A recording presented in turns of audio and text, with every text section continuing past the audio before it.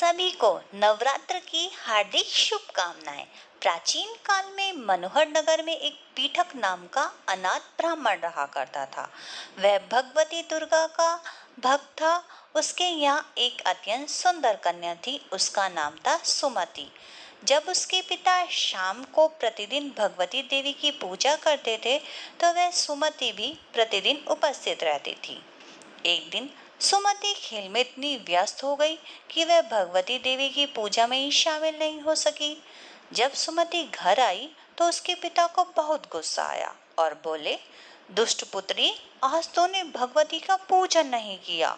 इस कारण किसी कुष्ठ रोगी से या दरिद्र से तेरा विवाह कर दूंगा। पिता के ऐसे कटु वचन सुनकर सुमति को बड़ा दुख हुआ और पिता से उसने कहा, पिताजी, मैं आपकी कन्या हूँ और सब तरह से आपके अधीन हूँ। आपकी जैसी इच्छा हो वैसा करो।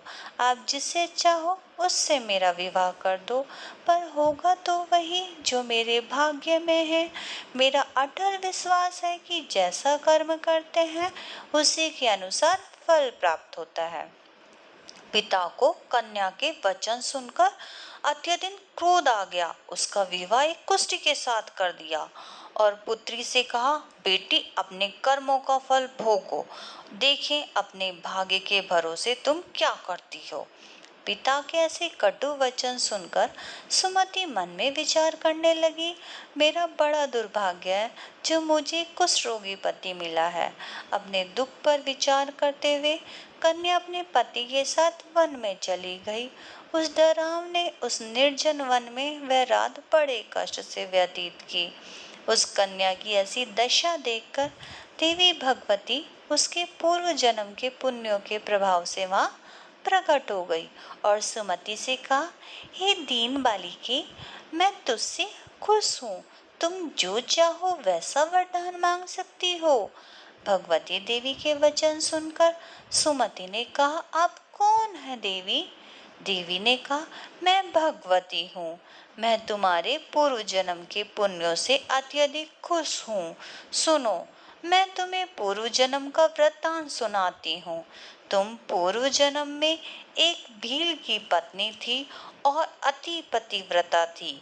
एक दिन तुम्हारे पति निषाद ने चोरी की और चोरी करने के कारण तुम दोनों को सिपाहियों ने पकड़कर जेल में डाल दिया। उन लोगों ने तुम दोनों को न तो भोजन दिया न पानी दिया। इस प्रकार नवरात्र के दिनों में तुमने न कुछ खाया न पिया। इस प्रकार नवरात्र का व्रत पूरा हो गया। उन नवरात्र के प्रभाव से मैं तुम्हें मन वांछित वरदान देना चाहती हूँ। मांगो, तुम्हें क्या चाहिए? इस बात को सुनकर सुमति ने कहा, देवी, आप मुझसे खुश हैं तो मेरे पति को आप ठीक कर दीजिए। तभी भगवती देवी ने कहा, तथास्तु।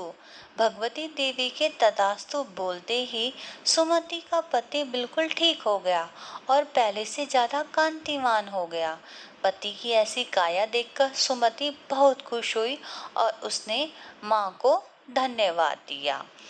तो ऐसी भगवती माँ ने ऐसी कृपा सुमति पे की, ऐसी हम सब पे करे। धन्यवाद।